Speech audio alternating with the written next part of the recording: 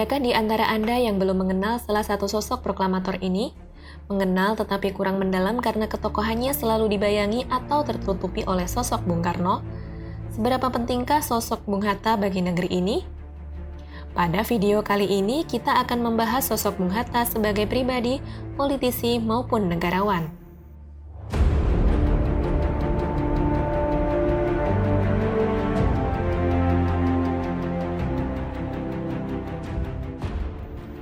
Terlahir dengan nama Muhammad Athar pada tanggal 12 Agustus 1902 di Bukit Tinggi, Sumatera Barat, Bung Hatta tumbuh besar di keluarga pedagang yang religius.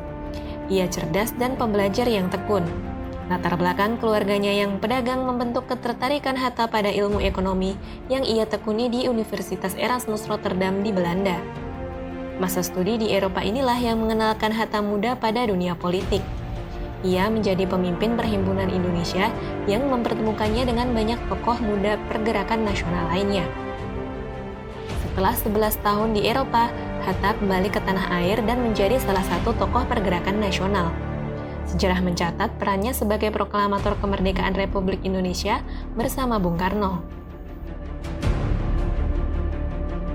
Bung Karno dan Bung Hatta adalah sosok Witunggal yang menjadi tokoh proklamator kemerdekaan Republik Indonesia. Keduanya saling melengkapi dan membuat perpaduan kokoh dalam memimpin republik yang baru lahir menjadi sangat disegani. Bagaimanapun juga, kita tidak bisa menafikan salah satu peran di antara keduanya, karena memang keduanya adalah kekuatan besar yang meletakkan pondasi awal berdirinya negara Indonesia. Salah satu pondasi yang digagas Bung Hatta tertuang dalam bukunya berjudul Demokrasi Kita, Pikiran-pikiran tentang Demokrasi dan Kedaulatan Rakyat. Buku ini sangat penting sebagai peletak arah demokrasi republik yang saat itu baru berdiri. Pemikiran Bung Hatta tentang demokrasi adalah demokrasi yang sesuai dengan karakteristik dan watak asli bangsa ini. Bukan demokrasi gaya barat seperti demokrasi liberal dan demokrasi sosialis.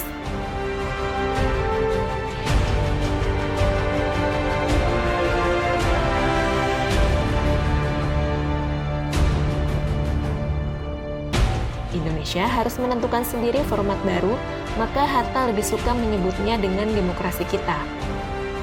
Di buku ini, Hatta mengisyaratkan bahwa sebagai sebuah bangsa yang merdeka dan mandiri, demokrasi kita harus selalu disesuaikan dengan perkembangan zaman dan waktu, sehingga akan tercipta masyarakat Indonesia yang adil, makmur, dan sejahtera.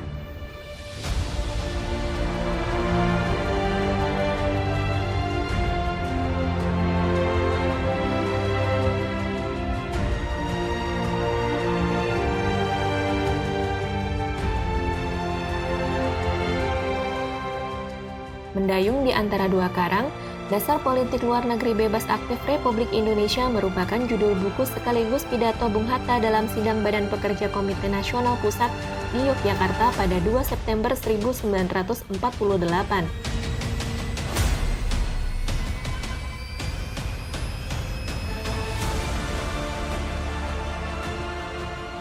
Melalui pidato tersebut, Bung Hatta menggariskan dasar kebijakan politik luar negeri bebas aktif yang tetap relevan sampai sekarang. Seperti yang kita ketahui, kondisi tatanan dunia terpolarisasi ke dalam dua blok yang saling berebut pengaruh, yaitu blok barat dan blok timur. Argumen Bung Hatta dalam buku tersebut telah teruji dalam menghadapi berbagai serangan pengaruh tokoh-tokoh yang cenderung memihak kedua kekuatan utama tersebut. Indonesia tidak boleh pasif dalam kancah politik di dunia internasional, tetapi harus selalu berperan aktif, berhak dan berdaulat penuh untuk memutuskan nasibnya sendiri. Bahwa hanya satu-satunya jalan untuk menyelesaikan soal Indonesia ialah penyerahan kedaulatan dengan tidak tertangguh.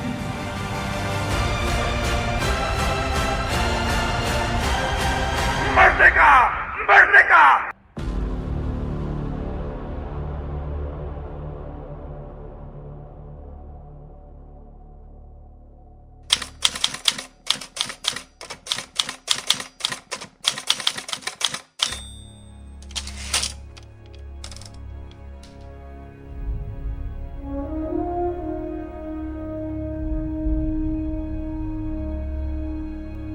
Bung Hatta dijuluki sebagai Bapak Koperasi Indonesia. Beliau meyakini koperasi harus menjadi sokoguru perekonomian nasional. Namun, koperasi saat ini sudah keluar dari semangatnya yang asli sebagaimana digaungkan Bung Hatta, yaitu azas kekeluargaan dan kemandirian. Pemikiran Bung Hatta memberi wawasan berharga bagaimana idealnya koperasi dibangun dan dikembangkan. Dalam tulisannya, Bung Hatta banyak membahas mengenai esensi dari koperasi, yaitu individualitas dan solidaritas, juga organisasi bisnis, serta tata kelola perusahaan. Bung Hatta mengatakan bahwa koperasi ini memiliki sistem nilai, filosofi, dan karakteristik sebagai sebuah organisasi yang memiliki tujuan untuk meningkatkan kesejahteraan anggotanya. Gagasan Bung Hatta menekankan koperasi bukan hanya sebagai lembaga keuangan, tetapi juga sebagai lembaga pendidikan. Bung Hatta tidak menolak interdependensi ekonomi internasional. Yang ditentang adalah dependensi ekonomi nasional Indonesia terhadap ekonomi internasional. Hal semacam itu besar pengaruhnya dalam kehidupan bangsa, apalagi untuk mewujudkan cita-cita kemandirian ekonomi. Ya, jadi koperasi itu bisa menjadi besar asal dikelolanya dengan baik. Jadi gabungan koperasi jadi sejumlah koperasi yang maju, dan koperasi batik dulu memang berjaya.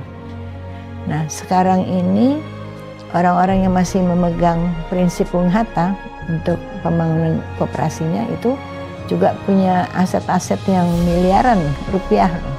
Jadi tidak benar kalau koperasi itu tidak bisa menjadi besar. Nah, hanya masalahnya apakah diberi tempat atau tidak dalam kehidupan perekonomian kita. Saya kira itu. Dan juga tentu leadership di sini penting. Jadi bagaimana kementerian, ya, tokoh-tokoh yang ada di kementerian itu betul-betul punya prinsip membangun koperasi sesuai dengan prinsip dasarnya yang Bung Hatta ajarkan itu. Kalau sekarang saya sedih karena ada definisi koperasi itu sebagai semacam simpan pinjam yang dengan rente besar gitu, dengan bunga yang besar, itu bukan koperasi, tapi memakai nama koperasi. Banyak usaha juga yang disebut ibaratnya berbaju koperasi tapi bukan koperasi. Nah, inilah yang sampai sekarang saya lihat makin parah, ada yang makin menyimpang gitu. Tapi di pihak lain yang usaha-usaha yang betul-betul koperasi tidak banyak diekspos. Saya harap di masa depan ini tokoh-tokoh koperasi yang sekarang kan banyak yang muda-muda juga mulai muncul, kembali ke prinsip koperasi itu, karena Bung Hatta menginginkan bangun usaha yang cocok bagi negara adalah koperasi.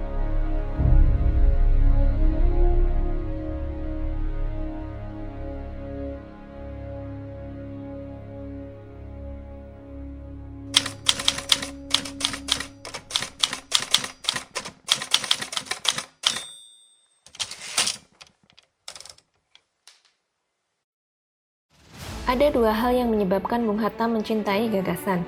Baginya, perang terbesar adalah perang gagasan, karena Indonesia kalah dalam menghadapi perang teritorial, perang bersenjata, perang dengan organisasi dan partai politik. Maka untuk memenangkan Indonesia, menurut Bung Hatta kita perlu menggunakan perang gagasan.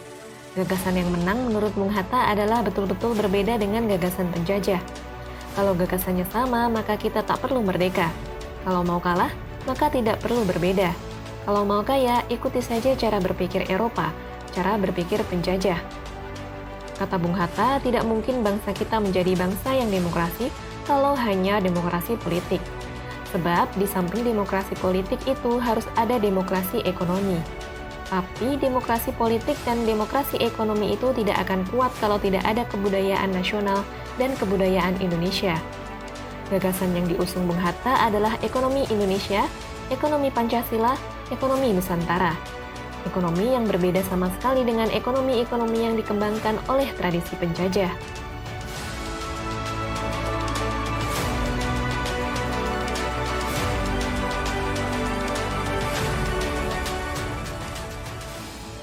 Bung Hatta tidak hanya anti korupsi tetapi juga melawan korupsi. Bung Hatta adalah sosok teladan yang menjadi antitesis dari uangisme, antitesis dari keuangan yang maha kuasa. Bagi Bung Hatta yang penting adalah idealisme. gagasan yang agung. Dan itu bukan hanya jargon kosong semata, tapi betul-betul diteladankan dalam kehidupan sehari-hari Bung Hatta sekeluarga yang bersahaja. Ada sebuah cerita yang dituturkan oleh istri dan putri dari Bung Hatta ketika Bung Hatta baru saja berpulang. Saat membereskan kamar kerjanya, mereka menemukan sebuah catatan di agenda milik Bung Hatta soal keinginannya membeli sepatu Beli, yang hingga akhir hayatnya tak terwujud karena tak cukup uang untuk membelinya. Hatta menjaga integritasnya dengan demikian ketat. Secara tegas, ia memisahkan keluarga dan kehidupan pribadi dengan jabatan publik yang disandangnya serta fasilitas negara yang ia dapatkan. Sungguh sosok yang langka di masa sekarang. Hidupnya yang bersahaja, menempatkan pengabdian pada bangsa sebagai prioritas, bukan harta atau kepentingan pribadi. Maka tak heran bila namanya diabadikan sebagai simbol kejujuran dan integritas dalam penghargaan Bung Hatta Anti-Corruption Award yang diberikan pada orang-orang yang teguh memegang prinsip kejujuran dan berupaya menentang korupsi di lingkungannya. Bung Hatta adalah sosok yang dinilai telah memberi teladan akan perilaku jujur dan baik dalam hubungan pemerintahan maupun kehidupan sehari-hari.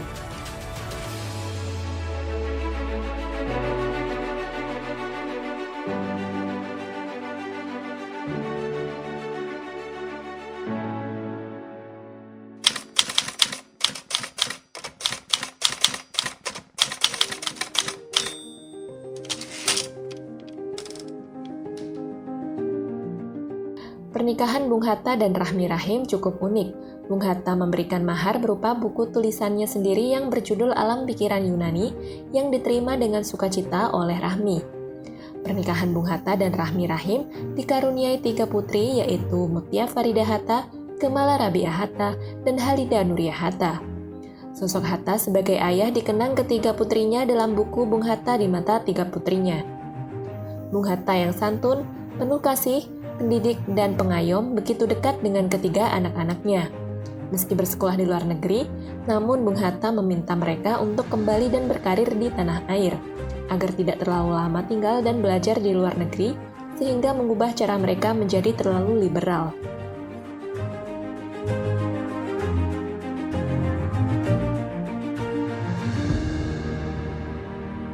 Soekarno-Hatta, sosok Dwi Tunggal proklamator bangsa ini akhirnya harus berpisah jalan. Pada tanggal 1 Desember 1956, Bung Hatta mengundurkan diri sebagai wakil presiden. Mutia Hatta, putri sulung Bung Hatta, menyampaikan bahwa hubungan batin dan kekeluargaan kedua proklamator ini tetap baik hingga akhir hayat. Keduanya saling mengunjungi bila ada yang sakit. Menurut Mutia, perpisahan keduanya tak lepas dari campur tangan politik banyak pihak yang memang menginginkan keduanya tak lagi seia sekata. Memang ada perbedaan cara pandang dan pendekatan, namun tujuan besar bagi keduanya adalah sama, yakni Indonesia merdeka, Indonesia menjadi bangsa yang besar, mandiri, dan tidak bergantung pada bangsa lain. Setelah pensiun dari jabatan Wapres, Hatta menjadi kritikus kebijakan pemerintah yang dinilainya tidak sesuai. Tak hanya menulis di surat kabar, ia juga menyampaikan kritiknya melalui surat kepada Bung Karno.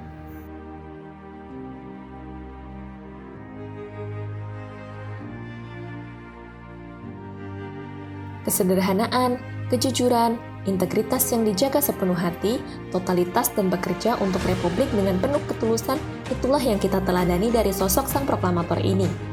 Harta peninggalannya adalah 10.000 buku yang dirawat dengan baik oleh keluarganya sebagai warisan pemikiran bagi bangsa ini dan generasi penerus. Kita berharap akan lahir Hatta-Hatta baru di negara ini yang akan mewujudkan cita-cita para pendiri bangsa akan Indonesia yang merdeka, berdaulat, dan memiliki kemandirian.